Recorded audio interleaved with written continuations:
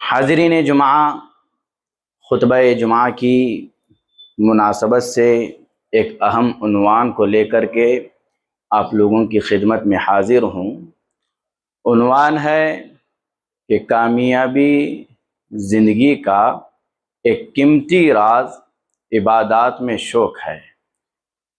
کامیابی زندگی کی علامت کیا ہے؟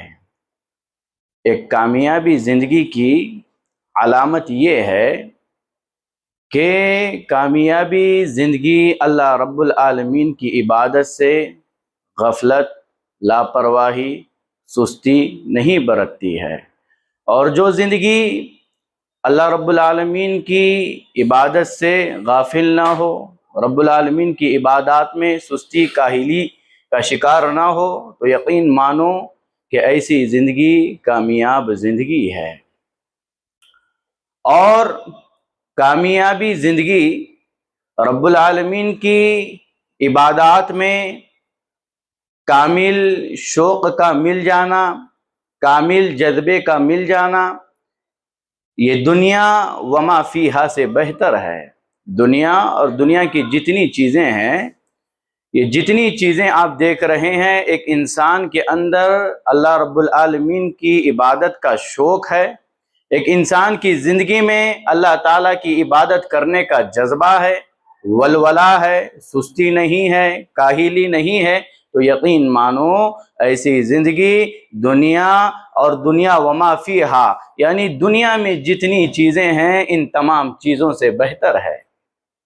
اللہ رب العالمین کی عبادات میں شوق کا پیدا ہونا، جذبے کا پیدا ہونا، ولولے کا پیدا ہونا، یہ ایک ایسا نور ہے جس سے اللہ تعالیٰ انسان کی زندگی میں جو تاریکیاں ہیں، جو اندھیرے ہیں، ان تمام تاریکیوں کو، ان تمام اندھیروں کو مٹا دیتا ہے، اور انسان کی زندگی راہ حق پر چلنے والی بن جاتی ہے، اور انسان کی زندگی کو راہ حق میں چلنا آسان ہوتا ہے، کیونکہ اس نے اپنے اندر عبادات کا شوق پالا ہوا ہے، اپنے اندر عبادات کا جذبہ پالا ہوا ہے، اپنے اندر عبادات کا ولولہ پالا ہوا ہے، اور جو شخص عبادات کا شوق اپنے اندر پالتا ہے تو ایسا انسان راہ حق پر چلتا ہے، اور جو رکاوٹیں عبادت میں اس کے سامنے آتی ہے ان رکاوٹوں کا وہ بڑی آسانی سے مقابلہ کرتا ہے اور حق کے راستے پر چلنے والا بن جاتا ہے۔ اب سلف صالحین کی زندگیوں کو دیکھیں، اب ہم اسلاف کی زندگیوں سے کچھ اہم واقعات آپ لوگوں کی خدمت میں پیش کریں گے، جس سے آپ اندازہ لگائیں گے کہ ہمارے اسلاف عبادات میں کس قدر شوق رکھتے تھے، کس قدر ان کے اندر جذبہ پایا جاتا تھا، کس قدر ان کے اندر ولولہ پایا جاتا تھا۔ اللہ تعالیٰ نے حضرت موسیٰ علیہ السلام کے واقعے کو قرآن مجید میں بیان فرمایا ہے، اور اللہ تعالیٰ نے حضرت موسیٰ علیہ السلام سے وعدہ فرمایا، اور حضرت موسیٰ علیہ السلام سے کہا کہ آپ اپنے 70 آدمیوں کو لے کر کے کوہ طور پر تشریف لائے۔ اب حضرت موسیٰ علیہ السلام نے اپنے 70 ساتھیوں کو لیا، 70 افراد کو لیا، اور کوہ طور کے لیے نکل پڑے۔ اب جب نکل پڑے تو حضرت موسیٰ علیہ السلام تیزی کے ساتھ چلنے لگے، تیزی کے ساتھ چلنے لگے۔ اب یہ تیزی کے ساتھ جب چل رہے ہیں تو حضرت موسیٰ علیہ السلام نے اپنے ساتھیوں کو پیچھے چھوڑ دیا، اور سب سے پہلے کوہ طور پر تشریف لے گئے، کوہ طور پر پہنچ گئے، اور ان کے جو ساتھی تھے، ان کے ساتھ جو چل رہے تھے، وہ پیچھے تھے۔ اب یہ سارا منظر اللہ تعالیٰ دیکھ رہا ہے، اور موسیٰ علیہ السلام سے کہتا ہے وَمَا أَعْجَلَكَ عَنْ قَوْمِكَ يَا موسیٰ، اے موسیٰ اتنی جلدی کی وجہ کیا ہے؟ کیوں اتنا جلدی چل رہے ہو؟ تو حضرت موسیٰ علیہ السلام کہتے ہیں قَالَ هُمْ أُولَئِي عَلَىٰ أَثَرِي وَعَجِلْتُ إِلَيْكَ رَبِّي لِتَرْضَىٰ۔ حضرت موسیٰ علیہ السلام اللہ رب العالمین سے کہہ رہے ہیں اے میرے رب، میرے ساتھی میرے پیچھے آ رہے ہیں، اور میں نے یہ جلدی اس لیے کی تاکہ تو مجھ سے راضی ہو جائے۔ अल्लाह अकबर कबीरा। मेरे भाइयों, हजरत मूसा अलैहिस्सलाम का तेजी तेजी के साथ चलना और रब्बुल आलमीन के हुक्म की तामील करना, ये इबादत का शौक है, ये इबादत का शौक है। और हजरत मूसा अलैहिस्सलाम का अपने साथियों को पीछे छोड़ना, ये इबादत का जज्बा है। और हजरत मूसा अलैहिस्सलाम का पहले क्या है, फौरी तौर पर कोहे तूर पर सबसे पहले पहुंचना, ये इबादत का वलवला है। यही वो जज्बा, यही वो शौक है जो हजरत मूसा अलैहिस्सलाम को कोहे तूर पर सबसे पहले ले जाता है। और जब अल्लाह मूसा अलैहिस्सलाम से पूछता है, ऐ मूसा तूने जल्दी क्यों की, क्यों अपने साथियों को पीछे छोड़ा, तो मूसा अलैहिस्सलाम कहते हैं, मेरे रब मैंने अपने साथियों को इसलिए पीछे छोड़ा और मैंने ये जल्दी इसलिए की ताकि तू मुझसे राजी हो जाए, ताकि तू मुझसे राजी हो जाए। तो क्या मालूम होता है, यही मालूम होता है कि इबादत में शौक होना चाहिए, इबादत में जज्बा होना चाहिए, इबादत में वलवला होना चाहिए। आज हमारी इबादत का जायजा लो, आज क्यों ताखीर है, क्यों हम इबादत को जल्दी अंजाम नहीं दे रहे हैं। फर्ज नमाजों का ही मसला ले लो, फर्ज नमाजों में सुस्ती काहिली क्यों है, ये लापरवाही क्यों है, ये गफलत क्यों है, क्यों हम अपनी नमाजों को वक्त पर अदा नहीं कर रहे हैं, क्यों पीछे हट रहे हैं। ये इबादत में शौक नहीं है, ये इबादत में सुस्ती है, काहिली है, जज्बा नहीं है। और जिस शख्स के अंदर इबादत में शौक होगा, जज्बा होगा, वलवला होगा, वो फौरी तौर पर हाजिर हो जाएगा और अव्वल वक्त में नमाजों को अदा करने वाला बन जाएगा।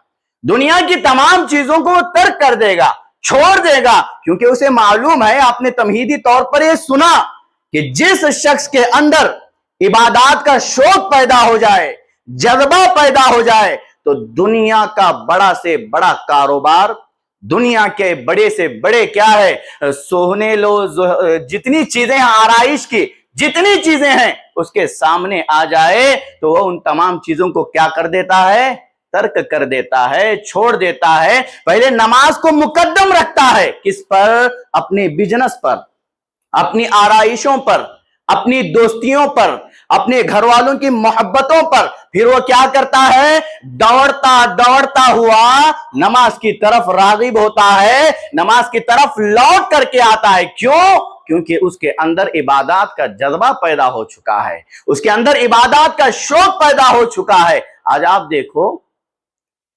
हज के अय्याम चल रहे हैं, दुनिया भर से लोग हज के लिए जा रहे हैं और हज कर रहे हैं। अब आप देखें, अल्लाह ने ऐसे लोग हमारे यहाँ पाए जाते हैं जिनके पास मालो मता है, जिनके पास सब कुछ है, इस्तिताअत है, लेकिन उसके बावजूद वो इस अहम फरीजे की अदायगी में पीछे है, अपने आप को पीछे कर रहे हैं। ये दीन इस्लाम का बुनियादी रुकन है कि इस हज के फरीजे की अदायगी को अंजाम देना होगा, लेकिन हमारे लोगों पास मालो मता है, सब है, उसके बावजूद ताखीर करते हैं। क्यों ताखीर? यही तो है जो इबादत से आप पीछे हो रहे हैं। आपके अंदर इबादत का जज्बा नहीं है, शौक नहीं है। अभी पैसा है, अभी हज कर सकते हैं, लेकिन आइंदा साल के लिए उसे टाल देते हैं। तो मेरे भाइयों बताओ, क्या आइंदा साल आपने देखा है? क्या आपके पास जो सवारियां अब मौजूद है वो आइंदा साल रहेगी? अभी जो सेहत आपकी जो है वो आइंदा साल बरकरार रहेगी? नहीं, आपकी सेहत खत्म हो सकती है, बीमारी लाहिक हो सकती है और सवारियां खत्म हो सकती है और आपको किसी चीज की हाजत पड़ सकती है और आप आइंदा साल भी ना कर पाओ। अजीब मामला लगता है। पैसा है और इस अहम रुकन की अदायगी के लिए सफर करने की बजाय ऐसी जगहों का सफर, जैसे देखो अजमेर शरीफ का सफर, या फिर दुनिया भर से ऐसे इलाके, ऐसे जगह ढूंढ करके लाएंगे जहां का सफर करने से, जहां जाने से शरीयत इस्लामिया रोकती है, मना करती है, क्योंकि वो गैरों के दरबार है। ऐसी जगहों पर जाकर के अपनी ईमान को, अकीदे को बर्बाद ना करो। حج کی ادائیگی کے لیے جاؤ، حج کا سفر کرو، آپ کا ایمان مضبوط ہوگا، آپ کی توحید مضبوط ہوگی، آپ کا عقیدہ مضبوط ہوگا۔ لیکن آدمی کیا کرتا ہے، ان پیسوں کو صحیح جگہوں پر لگانے کی بجائے، صحیح جگہوں پر خرچ کر کے اپنے ایمان کو تقویت طاقت دینے کی بجائے ایسی جگہوں پر کہیں اجمیر شریف جاتا ہے تو کہیں دنیا بھر سے ایسی جگہ ڈھونڈ کر کے لائے گا جیسے اماں جان، بابا جان یا لیمبو والے بابا، ایسی جگہوں پر آدمی جا کر کے اپنے ایمان کو عقیدے کو برباد کرتا ہے اور حج جیسے اہم فریضے کی ادائیگی کے لیے تاخیر کرتا ہے، پیچھے ہٹتا ہے۔ یہ افسوس کی بات ہے، آج مسلمان جہالت میں ڈوب رہے ہیں۔ شرم آنی چاہیے اس فریضے کی انجام دہی کی بجائے ایسی جگہوں کے لیے آپ اپنا مال و متاع، اپنی استطاعت کو، اپنی صحت کو تباہ و برباد کر رہے ہو، جن جگہوں پر جانے سے اللہ ناراض ہوتا ہے اور آپ اللہ رب العالمین کے عذاب کے مستحق ہو جاتے ہو۔ بھائیوں، اللہ نے مال دیا ہے تو حج کی فریضے کی ادائیگی سے اپنے آپ کو پیچھے نہ کرو، اپنے آپ کو پیچھے نہ کرو۔ اللہ نے مال دیا ہے، یہ عزم کیجئے، یہ عہد کیجئے کہ اس سال تو میں نے حج نہیں کیا ہے، انشاءاللہ ضرور آئندہ سال کروں گا۔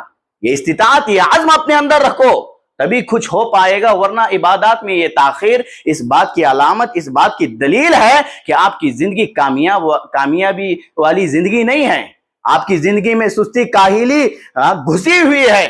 آپ کی کامیابی زندگی کی اس بات پر ضمانت ہے کہ آپ عبادتوں میں تاخیر نہ کیجئے، عبادتوں میں تاخیر نہ کیجئے۔ ابھی ہم نے کل عید کی نماز ادا کی، عید الاضحیٰ کی نماز سے فارغ ہو گئے۔ اب بہت سارے لوگوں کا یہ جذبہ، یہ شوق ہوتا ہے، جیسے ہی عید الاضحیٰ آ جائے، جیسے ہی عید الفطر آ جائے تو ایک ولولہ، ایک جذبہ، پورا نورانیت والا ماحول دکھائی دیتا ہے، ہر کسی کے چہرے پر خوشی ہوتی ہے۔ لیکن آپ دیکھو، یہ جیسے ہی خوشی کے موقع چلے جائے، جانوروں کو بھی ذبح کرتے ہیں تو ایک جذبے کے ساتھ، ایک شوق کے ساتھ یہ ذبح کرتے ہیں۔ یہی شوق، یہی جذبہ سال کے 12 مہینے میرے اور آپ کے اندر ہونا چاہیے۔ اسی جذبے کے ساتھ مجھ کو اور آپ کو اپنے قدموں کو آگے بڑھانا ہوگا، تبھی میری اور آپ کی زندگی کامیاب والی زندگی ہے۔ اگر ہم عبادتوں سے پیچھے رہیں گے اور عبادتوں میں شوق پیدا نہیں کریں گے تو یقین مانیے میری اور آپ کی زندگی کامیاب والی زندگی نہیں ہے۔ حاضرین مجلس، آپ نے دیکھا کہ موسیٰ علیہ السلام نے جلدی کی تو جلدی کی وجہ اللہ نے پوچھی تو کیا بتایا؟ اے اللہ، میں نے یہ جلدی اس لیے کی تاکہ تو مجھ سے راضی ہو جائے۔ آپ نمازوں کی طرف پلٹ آؤ، عبادتوں کی طرف پلٹ آؤ، اللہ آپ سے راضی ہوگا۔ عبادتوں سے بھاگو گے، اپنا دامن چھڑاؤ گے تو اللہ راضی نہیں ہوگا۔ اور عبادتوں میں جلدی کرنے کا مطلب یہ ہے، عبادتوں میں شوق پیدا کرنے کا مطلب یہ ہے کہ صرف ہانک کر کے چلے نہیں جانا، ہاں پرندوں کی طرح کیا ہے، چونچے نہیں مارنا کہ ہانک ہانک کر کے رکوع سجدے کر کے نہیں چلے جانا۔ عبادتوں میں جلدی کا مطلب یہ ہے کہ خشوع خضوع کے ساتھ ادا کرو، اور جس وقت پر جو عبادتیں مجھ پر اور آپ پر عائد کی گئی ہے اسی وقت ان عبادتوں کو انجام دو، اللہ آپ سے خوش ہو جائے گا۔ یہ پہلی بات تھی میرے بھائیوں۔ دوسری بات جو ہے وہ یہ کہ ہم میں سے ہر کوئی انسان، چاہے وہ مرد ہو یا عورت ہو، ہر کوئی یہ خواہش کرتا ہے اور ہر کسی کی یہ خواہش ہوتی ہے کہ اس کے ناممکن کام ممکن بن جائے، اس کے ہر زندگی کے جو مسائل ہے وہ آسانی میں تبدیل ہو جائے، اس کی زندگی آسان پرست بن جائے۔ ہر انسان یہ چاہتا ہے کہ اس کی زندگی میں آسانیاں ہو، سہولتیں ہو، اللہ تعالیٰ اس کے معاملات کو درست فرمائے۔ ہر انسان یہ خواہش کرتا ہے، لیکن صرف خواہش سے کام نہیں بنے گا، خواہش سے کام نہیں بنے گا۔ اور ہمارے یہاں ایسے لوگ بھی ہیں جو ناممکن کاموں کو ممکن بنانے کے لیے شرکیہ تعویذات کا استعمال کرتے ہیں یا پھر ایسی چیزوں کا استعمال کر بیٹھتے ہیں جن سے شریعت اسلامیہ نے روکا ہے۔ بھائیوں، ناممکن کو ممکن بنانا، ممکن کو ناممکن بنانا، یہ کس کا کام ہے؟ یہ اللہ کا کام ہے۔ اور آپ نے ان چیزوں کو ایسے لوگوں کے سپرد کر دیا ہے جو غیر اللہ ہے۔ آپ نے اللہ کو چھوڑ کر کے غیروں کے حوالے ان کاموں کو سپرد کر دیا ہے۔ کون نہیں چاہتا ہے اس کے گھر میں برکت پیدا ہو؟ کون نہیں چاہتا ہے کہ انسان کی زندگی میں آسانیاں پیدا ہو؟ ہر کوئی انسان چاہتا ہے۔ اب ناممکن کو ممکن بنانا ہے، اب اولاد نہیں ہو رہی ہے. اولاد دینا اولاد نہیں دینا، مذکر اور مؤنث دینا، کسی کو کچھ بھی نہیں دینا، یہ کس کا کام ہے؟ یہ اللہ کا کام ہے. اب اللہ چاہے تو نہ دے، اب یہ ناممکن کام ہے. اب اس ناممکن کام کو ممکن کون بنا سکتا ہے؟ کون بنائے گا؟ اللہ بنائے گا. اب اس ناممکن کام کے لیے آپ درگاہوں کی طرف جاؤ، ہاں، یا پھر ان باباؤں کی طرف جاؤ اور ان سے حاجتیں منتیں مانگو، بابا جان ہماری اولاد نہیں ہو رہی ہے، ہمیں اولاد دو، ہمیں اولاد دو. یہ بابا تمہیں اولاد دے گا؟ نہیں دے سکتا ہے. یہ ناممکن کام کو ممکن کیسے بنا سکتا ہے؟ ناممکن کو ممکن بنانے والی ذات صرف اللہ کی ہے. اور اہل حدیث تمہیں اسی طرف بلا رہے ہیں، آؤ اسی طرف، آؤ اسی طرف. آپ دیکھو زکریہ علیہ السلام کے واقعے کو اللہ نے قرآن مجید میں بیان کیا ہے قرآن مجید میں بیان. کہا وَزَكَرِيَّا إِذْ نَادَى رَبَّهُ رَبِّ لَا تَذَرْنِي فَرْدًا وَأَنْتَ خَيْرُ الْوَارِثِينَ.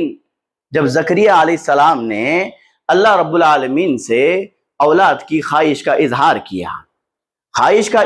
کیا تو زکریہ علیہ السلام کا یہ عقیدہ، یہ ایمان تھا کہ اے الہ العالمین، تو ہی وارث عطا کر سکتا ہے، تو ہی اولاد دے سکتا ہے. مفسرین کے اقوال کے مطابق حضرت زکریہ علیہ السلام کی جو عمر ہے، آگے آئیے دیکھیں، یہ ایک چیز آپ کے گوشے گزار کر دیتا ہوں کہ دوران خطبہ آدمی کو تھوڑی بھی ہلچل نہیں کرنی چاہیے، آدمی کی زبان سے الفاظ نہیں نکلنے چاہیے. یہ جمعہ کے خطبے کے آداب کے خلاف ہے، سمجھ رہے ہیں؟ آدمی اٹھ کر کے اس فین کو بھی چالو نہیں کر سکتا ہے. آدمی اٹھ کر کے بازو والا مستی کر رہا ہے، بات کر رہا ہے، چھیڑ چھاڑ کر رہا ہے، تو بازو والے کو یہ چاہیے کہ وہ خاموش رہے. اگر بازو والا اس کو تنبیہ کرتا ہے، رک جا، کیا کر رہا ہے، خطبہ چل رہا ہے، تو یہ بھی جمعہ کے آداب کے خلاف ہے، یہ بھی جمعہ کے آداب کے خلاف ہے. انشاءاللہ اس پر کبھی ہم تفصیل سے بات کریں گے. تو یہی گزارش ہے کہ جہاں جگہ خالی ہو جائے فوراً جو باہر سے آتے ہیں وہ آگے کی طرف آ جائے. دوران خطبے کوئی بھی بات چیت نہیں ہونی چاہیے، اس کا خاص بھرپور خیال کیجئے. اس پر انشاءاللہ ہم روشنی ڈالیں گے. تو بات چل رہی تھی زکریہ علیہ السلام سے متعلق. زکریہ علیہ السلام نے اس عقیدے، اس ایمان کے ساتھ اللہ سے مانگا کہ اے اللہ مجھے وارث عطا کر. اب ان کا یہ ایمان عقیدہ تھا کہ وارث عطا کرنے والی ذات اللہ کی ہے، اولاد دینے والی ذات اللہ کی ہے. اب مفسرین کے اقوال کے مطابق حضرت زکریہ علیہ السلام کی جو عمر تھی اس وقت 90 سال کی عمر تھی. کتنے؟ 90 سال کی عمر تھی. اب اس بڑھاپے کی عمر میں اور عورت بانجھ بن چکی ہے، اب اولاد کی کوئی یہ نہیں ہے، بانجھ بن چکی ہے، اور پھر اللہ سے مانگ رہے ہیں اے اللہ مجھے وارث عطا فرما، مجھے وارث عطا فرما. اب اللہ نے یہ جواب نہیں دیا کہ اب تو شاخ مرجا چکی ہے، اب یہ وقت اولاد مانگنے کا نہیں ہے، اب تم کہاں سے اولاد مانگ رہے ہو؟ اللہ نے کیا کہا قرآن میں؟ وَوَهَبْنَا لَهُ يَحْيَا وَأَصْلَحْنَا لَهُ زَوْجَهُ. اللہ نے کیا کہا قرآن مجید میں؟ ہم نے زکریہ علیہ السلام کی بیوی کو بیٹے کے قابل بنا دیا اور ہم نے اسے یحییٰ علیہ السلام عطا کی ہے. اب ان کو اولاد کا اس عمر میں ملنا، اس کی وجہ کیا ہے؟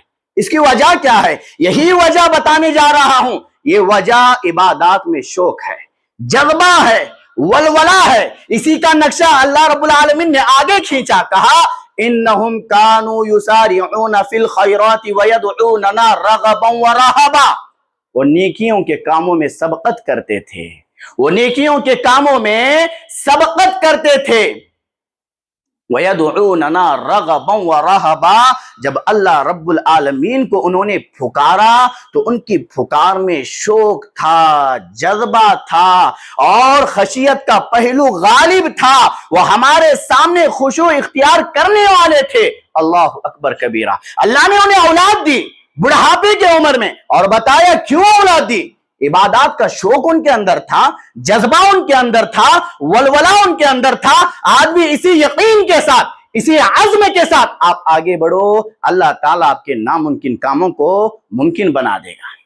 یہ اللہ کی ہی ذات ہے جو ناممکن کو ممکن بنا سکتی ہے اور ممکن کو ناممکن بنا سکتی ہے. اور اللہ نے کر کے دکھایا. بیوی بانجھ بن چکی ہے، اولاد کی کوئی یہ نہیں ہے، यहाँ वहां नहीं भटके। बताओ, ज़करिया अलैहिस्सलाम ने किसी तावीज़ात का इस्तेमाल किया, या कमर पर तावीज़ बांधे, या बाजू पर तावीज़ बांधे, कुछ नहीं, किसी का गैर का सहारा नहीं लिया, डायरेक्ट अल्लाह से मांगा, अल्लाह से मांगा। और अल्लाह से मांगा तो अल्लाह ने औलाद दी, और औलाद दी तो भी अल्लाह ने बताया कि हमने औलाद दी तो इसलिए कि ये नेकियों में सबकत करते थे, एक दूसरे से आगे बढ़ते थे। जब उन्होंने अल्लाह को पुकारा तो उनकी पुकार में शौक था, जज्बा था। मेरे भाइयों, आज हम भी दुआएं करते हैं, अल्लाह से मांगते हैं, लेकिन हमारा मांगना और असलाफ का मांगना बड़ा फर्क है। हम मांगते हैं तो रस्मी तौर पर आदमी क्या अल्लाह से मांग रहा है उसको वो भी पता नहीं होता है कि हम अल्लाह से क्या दुआ कर रहे हैं। और ये बड़ा शौक कि फर्ज नमाज के बाद दुआएं करो, ईदैन की नमाज के बाद दुआएं करो, इज्तिमाई दुआओं का बड़ा शौक। लेकिन जहां जैसे खशियत के साथ और शौक व जज्बे के साथ अल्लाह से मांगना है, वो कहां है, वो कहां है? वो जज्बा, वो शौक अपने अंदर पैदा करो, तभी अल्लाह आपकी हर मुराद को, आपकी हर हाजत को पूरी करेगा। इमाम साहब मांगेंगे, चले जाएंगे, आपको क्या मिला? आपके अंदर वो तड़प, वो वलवला, वो जज्बा पैदा हुआ? भाइयों, जज्बा पैदा करो, तन्हाई में अल्लाह से मांगो, तन्हाई में मांगो, गिड़गिड़ाओ, रो, अल्लाह के सामने आजिज़ी इख्तियार करो, अल्लाह आपकी हर मुराद को पूरी करेगा। ये जज्बा पैदा करो जो शरीयत इस्लामिया से साबित है, उन चीजों पर अमल करो। जो चीजें साबित नहीं है, दुनिया कहे कि अमल करो करो करो, आप ना करो, आप ना करो। दुनिया वालों को देखेंगे या अल्लाह को देखेंगे? अल्लाह को राजी करेंगे या दुनिया वालों को राजी करेंगे? दुनिया वालों को राजी करेंगे तो अल्लाह नाराज होगा, और ये मुमकिन ही नहीं है कि आप दुनिया में से हर किसी को खुश करने वाले बन जाओ। किसी को खुश नहीं कर सकते, हाँ, लेकिन ये मुमकिन है, आप रहमान को, हाँ, बंदों के रहमान को जरूर राजी कर सकते हैं, उसको जरूर खुश कर सकते हैं। उसको खुश करने वाले आमाल अंजाम दो। अल्लाह ने ज़करिया अलैहिस्सलाम को औलाद दी तो इसकी वजह क्या बताई गई? उनके अंदर शौक था, जज्बा था। शौक के साथ अल्लाह से मांगो, शौक के साथ नमाजें पढ़ो, जज्बे के साथ इबादतें अंजाम दो, एकदम खुशू खुजू होना चाहिए। अल्लाह ताला आपके नामुमकिन कामों को आप मुमकिन बना देगा। अगर चाहते हैं नामुमकिन काम मुमकिन बन जाए तो इबादत में शौक पैदा करो, जज्बा पैदा करो। आप अल्लाह के रसूल सल्लल्लाहु अलैहि वसल्लम की जिंदगी देखें कि मक्का वालों ने आप पर जुल्म सितम ढाया, आपको तकलीफें दी, परेशानियां पहुंचाई गई, तो अल्लाह ने क्या कहा?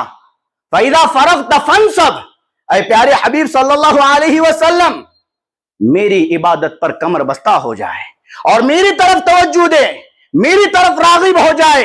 प्यारे पैगंबर सल्लल्लाहु अलैहि वसल्लम से इलाहुल आलमीन फरमा रहा है, ऐ प्यारे हबीब सल्लल्लाहु अलैहि वसल्लम, जैसे ही आपको फुर्सत मिल जाए, मेरी इबादत पर कमर बस्ता हो जाए। और आप नबी अलैहिस्सलातु वस्सलाम की 23 साल जिंदगी का मुताला करें, आपकी इबादत में क्या शौक था, क्या जज्बा था, क्या वलवला था। हजरत हुज़ैफा रज़ियल्लाहु अन्हु कहते हैं कि आपने एक मर्तबा रात का क़ियाम किया, फ़फ्ततह सूरतुल बक़रा, कहते हैं कि आपने सूरतुल बक़रा का आगाज किया तो मैंने सोचा कि अब 100 आयतें पढ़ करके आप रुकू में चले जाएंगे। आपने 100 आयतें भी पढ़ी लेकिन रुकू में नहीं गए। फिर मैंने सोचा कि आप 200 आयतें पढ़ करके रुकू में जाएंगे, फिर भी 200 आयतें पढ़ करके आप रुकू में नहीं चले गए। ऐसे ही आपने सूरतुल बक़रा खत्म कर दी, सूरह आल इमरान खत्म कर दी और सूरह निसा खत्म कर दी। इन 3 सूरतों के बाद अल्लाह के रसूल सल्लल्लाहु अलैहि वसल्लम ने बड़ा लंबा रुकू किया, बड़ा लंबा सजदा किया। ये आपकी इबादत है, ये आपकी इबादत है। और आपकी इबादत का ये अंदाज, इज़ा मर्र बिआयतिन रहमतिन व इज़ा मर्र बिआयतिन अज़ाबिन तअव्वज़ व इज़ा मर्र बिसुआलिन सअल व इज़ा मर्र बिआयतिन तस्बीहिन सब्बह। अल्लाह के रसूल सल्लल्लाहु अलैहि वसल्लम की इबादत का अंदाज देखो, ऐसा शौक जज्बा अपने अंदर पैदा करो। फर्ज नमाज कब खत्म हो, कब यहां से भागे, यही सोच विचार लेकर के आते हैं। मस्जिद में आते तो ताखिर से है और जल्दी भागने की लगी रहती है। भाइयों, ये इबादत में शौक नहीं है, जज्बा पैदा करो। देखो कैसे अल्लाह के रसूल सल्लल्लाहु अलैहि वसल्लम नमाज पढ़ रहे हैं। जब आप रहमत की आयतों पर पहुंचते تو رحمت کا سوال کرتے، اور جب آپ عذاب کی آیتوں پر پہنچتے تو عذاب سے پناہ مانگتے، اور آپ سوال کی آیتوں پر پہنچتے تو سوال کرتے، اور جب آپ تسبیح کی آیتوں پر پہنچتے تو حمد و ثنا بیان کرتے۔ یہ اللہ کے رسول صلی اللہ علیہ وسلم کی عبادت تھی۔ ایسی عبادت اپنے اندر پیدا کرو، ایسا شوق، ایسا جذبہ اپنے اندر پیدا کرو۔ آج ہمارا شوق، ہمارا جذبہ، ہمارا ولولہ کہاں ہے؟ دنیا داری، دنیا کے دھندوں میں ساری انرجی اسی کے پیچھے لگائی ہے۔ کیا یہی زندگی کا مقصد ہے؟ کیا اسی لیے اللہ نے ہمیں بنایا ہے؟ کیا اسی لیے اللہ نے ہمیں پیدا کیا ہے؟ کیا اسی کو ہم نے زندگی کا مقصد سمجھ رکھا ہے کہ ساری انرجی دنیا داری، دنیاوی دھندے، عبادتیں ضائع؟ بھائیوں، یہ عبادت کا شوق نہیں ہے، یہ عبادت کا جذبہ نہیں ہے۔ آپ دنیا کماؤ، دنیا کماؤ، لیکن یہ دنیا عبادتوں میں آڑے نہیں آنی چاہیے۔ اگر یہ تجارت، یہ دنیاوی مال و متاع آپ کو عبادتوں میں رکاوٹ بن رہے ہیں تو یہ دنیا داری آپ کے لیے ہلاکت ثابت ہوگی، آپ کے لیے ہلاکت ثابت ہوگی۔ نمازوں کے اوقات میں نمازوں میں حاضر ہو، بعد میں پڑھ لیں گے، بعد میں دیکھیں گے۔ یہ کون سا دن ہے؟ آپ کے پاس وقت ہے، مہلت ہے، ساری چیزیں میسر ہے، اس کے باوجود بھی بعد میں دیکھیں گے، عبادات میں بعد میں دیکھیں گے۔ کوئی بڑا آدمی بلائے تو بعد میں دیکھیں گے، یہی الفاظ ہوں گے؟ نہیں ہوتے ہیں۔ جب رحمان بلائے تو بعد میں دیکھیں گے، جب لوگ بلائے تو پہلے دیکھیں گے۔ الٹا معاملہ ہے، پورا الٹا معاملہ ہے۔ اللہ کی طرف پلٹ آؤ، اللہ کی طرف پلٹ آؤ، عبادات میں جذبہ شوق پیدا کرو۔ آپ حضرات صحابہ کرام رضی اللہ عنہم اجمعین کو دیکھو کہ کیسا عبادات کا شوق، کیسا جذبہ، اللہ اکبر کبیرہ۔ حضرات صحابہ کرام رضی اللہ عنہم اجمعین نے عبادات کے شوق میں دنیا کے ہر شوق کو انہوں نے پیچھے چھوڑ دیا تھا، دنیا کے ہر شوق کو انہوں نے پیچھے چھوڑ دیا تھا۔ آپ دیکھو، یہ منافقین جو ہے حضرات صحابہ کرام کے بارے میں کہتے ہیں انظروا الی ہؤلاء المجانین، یہ صحابہ کرام ہیں، فقر و فاقہ، محتاجگی، بہت کمزور حالت، خستہ حالت تھی، کچھ نہیں تھا، اس کے باوجود بھی عبادتوں پر اثر نہیں پڑا، عبادتوں پر اثر نہیں پڑا۔ فقر و فاقہ تو تھا، لیکن یہ فقر و فاقہ ان کی عبادتوں میں آڑے نہیں آیا۔ فقر و فاقے کی حالت میں ہی نمازوں کی طرف دوڑتے تھے، نمازوں کی طرف دوڑتے تھے۔ جب نمازوں میں آتے تو صفوں میں بھوک کی وجہ سے گر جاتے تھے۔ یہ صحابہ کرام ہے۔ اب یہ منافقین لوگ کیا کہتے تھے؟ انظروا الی ہؤلاء المجانین، دیکھو ان بے وقوفوں کو دیکھو، ان بے وقوفوں کو دیکھو، دنیاوی بازاروں میں نہیں رہتے ہیں، مال و متاع کی فکر نہیں ہے، خوش نہیں ہے، دیکھو ایسے پڑے ہوئے ہیں۔ منافقین ان کا مذاق اڑایا کرتے تھے، لیکن اللہ کی عبادت میں کبھی یہ چیزیں اثر انداز نہیں ہوئی ہے۔ وہ شوق کے ساتھ عبادتیں انجام دیتے، جب آتے تو صفوں میں ہی گر پڑتے نمازوں کی حالت میں۔ اللہ اکبر کبیرہ۔ اللہ کے رسول صلی اللہ علیہ وسلم نے صحابہ سے بتایا، اے میرے صحابہ، لو تعلمون ما عند اللہ لکم، اللہ کے رسول صلی اللہ علیہ وسلم اپنے صحابہ کرام رضی اللہ عنہم اجمعین کو بتا رہے ہیں، اے میرے صحابہ، اگر تمہیں معلوم ہو جائے کہ اللہ نے تمہاری مہمانی کے لیے کیا تیار کیا ہے تو تم اللہ سے فقر و فاقے کا سوال کرو گے، اللہ سے فقر و فاقہ مانگتے رہو گے، کیونکہ یہی وہ فقر و فاقہ ہے جو تمہیں صفوں میں گرا دیتا تھا۔ اگر تمہیں معلوم ہو کہ رحمان نے تمہاری اس ادا کی وجہ سے کیا کچھ تیار کیا ہے تو ہمیشہ فقر و فاقے کا سوال اس سے کرتے رہو گے اور یہی بہتر سمجھتے رہو گے۔ یہ حضرات صحابہ کرام رضی اللہ عنہم اجمعین کا ایمان ہے، یہ عبادات میں شوق ہے، جذبہ ہے، ولولہ ہے۔ میرے بھائیوں، آپ دیکھو، تابعین کو دیکھو، سعید بن مسیب رحمہ اللہ یہ کبار تابعین میں سے ہے، اور امام شافعی رحمہ اللہ نے جن مرسل روایتوں کو قبول کیا ہے جن لوگوں کی، ان میں سعید بن مسیب رحمہ اللہ بھی ہے۔ یہ کیا کہہ رہے ہیں؟ یہ تاجر ہے، یہ تاجر ہے، غور سے سنو، یہ تجارت کرتے تھے، لیکن کیا بولتے ہیں؟ ما اذن مؤذن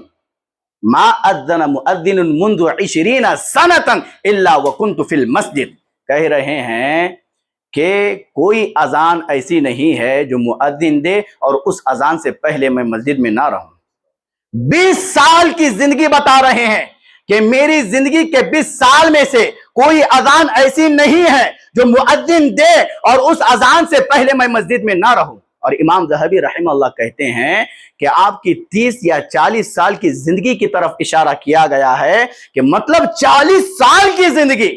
اب ہماری 4 دن کی زندگی ایسے بتاؤ جو نمازوں میں عبادتوں میں شوق پیدا ہو. بتاؤ, کوئی اپنا جائزہ لو, دیکھو یا کبھی میں مؤذن کی اذان سے پہلے مسجد میں حاضر ہوا ہوں, دیکھو تو آپ کو معلوم ہوگا کہ حاضر ہوئے ہیں یا نہیں ہوئے ہیں. کہتے ہیں 40 سال کی زندگی, اور مؤذن کی کوئی اذان ایسی نہیں ہے کہ وہ اذان کہے اور اس سے پہلے میں مسجد میں نہ حاضر رہوں. اذان ہونے سے پہلے وہ مسجد میں حاضر ہوا کرتے تھے. میرے بھائیوں, یہ ہمارے تابعین ہے, یہ اسلاف ہے, ان کی زندگیوں کو دیکھو اور اپنی زندگیوں کو ان کے زندگیوں کے مطابق چلانے والے بنو, ورنہ زندگی میں کچھ حاصل نہیں ہوگا. اللہ نے کہا وَسَارِعُوا إِلَى مَغْفِرَةٍ مِّن رَبِّكُمْ وَجَنَّةٍ عَرْضُهَا السَّمَاوَاتُ وَالْأَرْضُ أُعِدَّتْ لِلْمُتَّقِينَ. دوڑو اللہ کی مغفرت اور بخشش کی طرف, ارے اس جنت کی طرف جو اللہ نے متقیوں کے لیے تیار کر رکھا ہے. اگر آپ نمازیں پڑھتے رہو, نمازیں روزے ایسے ہی پڑھتے رہو جس میں شوق نہ ہو, جذبہ نہ ہو, تو میرے بھائیوں کیا فائدہ ہے؟ امام البانی رحمہ اللہ نے سلسلۃ الاحادیث الصحیحہ میں اس روایت کو نقل کیا ہے. کل قیامت کے دن ایک آدمی اللہ رب العالمین کے پاس آئے گا اور اللہ اس سے پوچھے گا تو نے اپنی زندگی میں کیا کیا ہے, تو نے اپنی زندگی میں کیا کیا ہے؟ تو وہ کہے گا یا رب قد صلیت 20 سنة, میں نے 20 سال نمازیں پڑھی ہے. تو اللہ رب العالمین کہے گا کہ میں نے تیری ایک نماز قبول نہیں کی, میں نے تیری ایک نماز قبول نہیں کی. تو میرے بھائیوں بتاؤ, یہ اسلاف ہے اور زندگی کے آخری دہانے پر ہم پہنچ چکے ہیں. نمازوں کا طریقہ معلوم نہیں ہے, عقیدہ کسے کہتے ہیں معلوم نہیں ہے, بس ایسے ہی جا رہے ہیں ایام, ہم بھی زندگی کے ان ایام کے ساتھ گزر رہے ہیں. تو بتاؤ, زندگی بھر نماز پڑھی اور اللہ کہہ رہا ہے کہ میں نے تیری ایک نماز قبول نہیں کی, تو میرے اور آپ کا حال کیا ہوگا؟ نہ جذبہ ہے, نہ شوق ہے, نہ ولولہ ہے. جیسے فرصت ملی نماز کے لیے آ گئے تو بڑا تیر مار دیا, بڑے تسمار خان ہو گئے. یہ ایسے چلے گا؟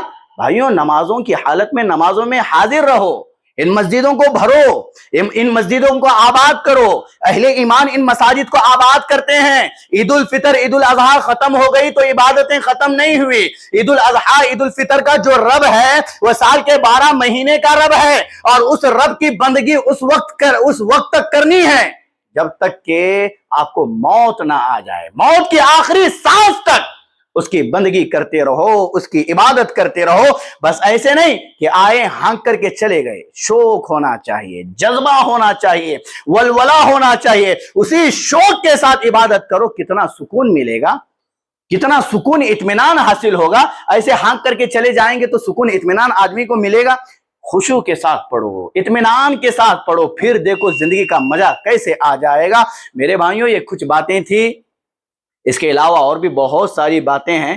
اگر واقعات کی طرف اشارہ کرتے چلے جائے تو کافی وقت ہو جائے گا. وقت یہاں پر ہمارا ختم ہو رہا ہے. ہم الہ العالمین سے دعا کرتے ہیں کہ جو کچھ باتیں کہی گئی ہے اللہ تعالیٰ مجھ کو اور آپ کو ان باتوں پر عمل کرنے والا بنائے, آمین. خلاصہ کلام یہی ہے کہ عبادات میں آدمی کو شوق ہونا چاہیے, جذبہ ہونا چاہیے, ولولہ ہونا چاہیے. اگر آدمی کے اندر شوق ہو, جذبہ ہو, تو اس کی ایک نماز بھی قضا نہیں ہوگی, اس کی فجر کی نماز بھی نہیں چھوٹے گی, ظہر بھی نہیں چھوٹے گی, عصر بھی نہیں چھوٹے گی, مغرب عشاء بھی نہیں چھوٹے گی. اور وہ عبادات میں تاخیر نہیں کرے گا, عبادات میں پہل کرے گا, عبادات میں آگے بڑھے گا, سبقت کرے گا, ایک دوسرے سے آگے بڑھنے کا جذبہ اس کے اندر پیدا ہوگا. اور یہی جلدی اللہ کی رضامندی کی دلیل ہے. آپ کی اس جلدی سے الہ العالمین خوش ہو جائے گا. بھائیوں, جو زندگی میری اور آپ کی بچی ہے, اس زندگی کو غنیمت جانو, اس زندگی کو غنیمت جانو, ورنہ مرنے کے بعد کیا حاصل ہوگا, کیا حاصل ہوگا. آج وقت ہے, اللہ کی زمین پر پھر رہے ہو, چل رہے ہو, صحت ہے, صحت مندی ہے, بیماری نہیں ہے, پیسہ ہے, سب ہے, تو اللہ کی عبادت میں وقت لگاؤ, اللہ کی طرف پلٹ کر کے آؤ. جس نے تم کو اور مجھ کو پیدا کیا ہے اس کی عبادتوں سے غافل نہ ہو, لاپرواہی, سستی, کاہلی کا شکار نہ ہو. گھروں سے باہر دینی ماحول پیدا کرو. گھر کی خواتین اگر نمازیں نہیں پڑھ رہی ہے, بچے نمازیں نہیں پڑھ رہی ہے, تنبیہ کرو, ان کے سامنے نمازیں پڑھو. خود پڑھ کر کے بتاؤ, خود پڑھ کر کے بتائیں گے, بچے پڑھیں گے. خود نہیں پڑھیں گے تو بچوں سے امید رکھو گے کہ یہ نمازیں پڑھیں گے. تمہارے مرنے کے بعد جنازے کی نماز بھی یہ نہیں پڑھا سکیں گے. تمہارے مرنے کے بعد یہ جنازے کی نماز بھی نہیں پڑھا سکیں گے. اور یہ سب سے بڑی بے شرمی ہے ایک بیٹا اپنے والد کی جنازے کی نماز نہ پڑھا سکے. یہ سب سے بڑی بدبختی ہے. اور آج معاشرے میں یہی حالت ہے. باپ مر رہا ہے, غسل دینے کے لیے نہیں جا رہے ہیں, غسل دینے کا طریقہ معلوم نہیں. باپ کے سامنے ٹہر کر کے, جس نے پرورش کی, آپ کو پالا, آپ کو کھلایا پلایا, زندگی کے ہر مسائل اس نے آپ کے لیے میسر کیے, اور اس کی جنازے کی نماز آپ کو پڑھانے نہیں آتی ہے. کتنی بے شرمی. جاؤ مولانا کو ڈھونڈو, کہاں ہے, لاؤ لاؤ, اور لائیں گے خرافات, لیکن ہار پھول ڈالنا نہیں بسریں گے. ہاں, قبروں کو بڑا کرنا نہیں بسریں گے, اور قبروں پر ٹھہر کر کے اذانیں. ہے اللہ کی پناہ, کیا حال بنائے ہیں میرے بھائیوں.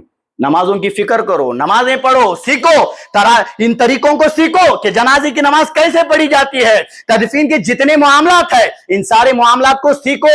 یہ جتنی بے حیائیاں, فحاشیاں اور کیا ہے یہ جتنے خرافات آپ دیکھ رہے ہو, یہ سب ختم ہو جائیں گے. یہ کیوں ہے؟ آپ لوگوں کی جہالت کی وجہ سے ہے. آپ نے خود سیکھا نہیں. بڑے بڑھ کے یہی رٹ لگائی ہے, ساری زندگی یہی رٹ آپ نے لگائی ہے. ابھی بھی آپ لوگوں کی زبانوں پر یہی ہے.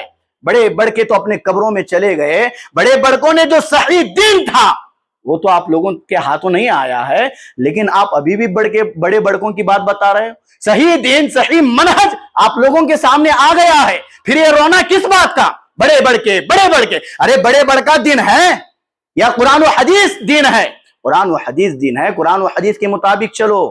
یہ باتیں کہنے کا مقصد نہیں تھا, یہ باتیں گھوم پھر کر کے میرے ذہن میں آ گئی تو اللہ کا فضل ہے, کرم ہے کہ یہ باتیں بھی میں نے آپ لوگوں کے سامنے رکھی. بھائیوں, وقت ہے, وقت کو غنیمت جانو. اپنے عقائد کی اصلاح کرو, شرک سے توبہ کرو, اللہ کی توحید پر چلو, اللہ کی الوہیت کو مانو, ربوبیت کو مانو, اس کے اسماء و صفات کو مانو, اسی کے مطابق زندگی ڈھالو, اللہ کے رسول صلی اللہ علیہ وسلم کے سنتوں کے مطابق چلو. یہی کامیابی زندگی ہے, یہی کامیابی زندگی ہے. اس کو چھوڑیں گے تو آپ کی زندگی کی کامیابی کی کوئی ضمانت نہیں ہے.